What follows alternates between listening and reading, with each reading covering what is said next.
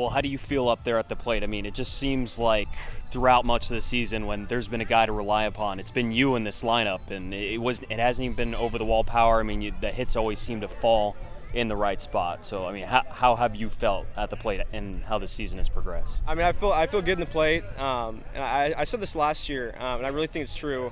In high-pressure spots, I feel like I'm not affected. I feel like the same person I always am.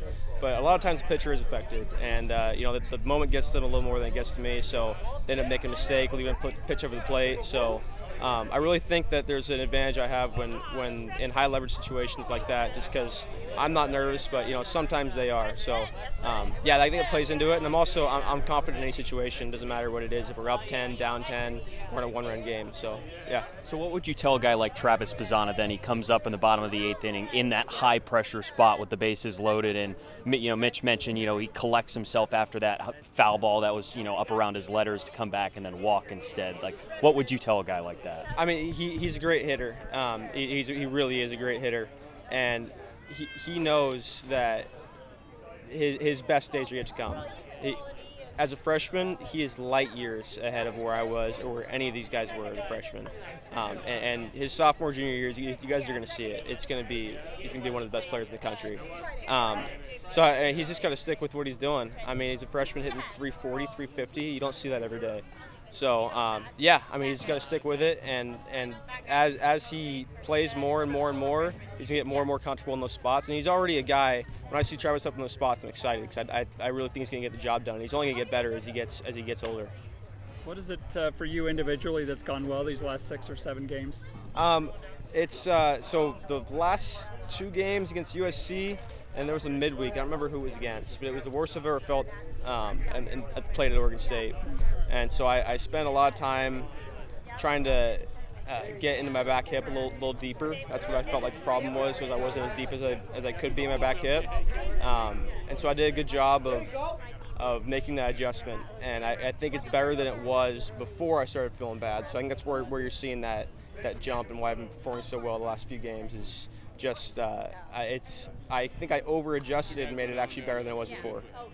The ball that got lost in the sun on Friday, we saw that kind of rear its head for Washington a couple of times this weekend too. What did you see on that play, and what do you think McKay Barney was seeing in center field that made it so difficult this weekend? So today's game actually, Melt, the inning prior where he made that great catch, the very first ball of the game, or of the inning, he didn't see it. He lost it, and he said the sky is ridiculously high right now. It's tough to pick up. And that bottom half of that inning comes up, hits one super high, and loses the ball. So that's definitely what happened there. It wasn't the sun today. But yesterday for me, I saw it off the bat. I thought it was going to Dukart. It's hit a lot better than I thought it was, and then never saw it again. But that's I need to be better at. I got my initial read to the back and right. I need to trust that and run to a spot. And obviously you're not going to catch it every time when you lose it, but if I trust my instincts and I run to a spot and I wait there, I picked it up the last second and a half. So I might have had a chance to make an adjustment or, make a catch. And it wouldn't have looked easy, but I would have been caught. So, that's I got to next time be better with that. Just run into a spot, waiting for it, and hoping I'm in the right one. So, and for him, I mean, this is a tough place to play, and it's when the ball gets up there at night, it disappears, and when it gets up there in the day, it disappears in the sun. It's a high sky today, it's tough to see. So, it's tough to make an adjustment. It really is. So for him, it's just get out there and just keep running to a spot, I guess. 5 of your next 8 against the Ducks. What do rivalry games mean to you? I mean, we don't like them and they don't like us. It's as simple as that. So we want to beat them. I think we want to beat them a little more than we want to beat everyone else. So it's going to be fun playing them, and I'm sure those games are going to get a little chippy. So I love playing those games, so I'm looking forward to it. And you guys have had those sort of games already this season, and you as a clubhouse leader, I mean, what do you say to guys to keep everyone's head on straight and keep focus at the task at hand? Sometimes getting chippy is a good thing, especially if there's a little lull in the dugout in the energy. Sometimes it can be used to pick the energy up in the dugout if need be. But when we're in a big spot, it's just telling the guys to stay with us.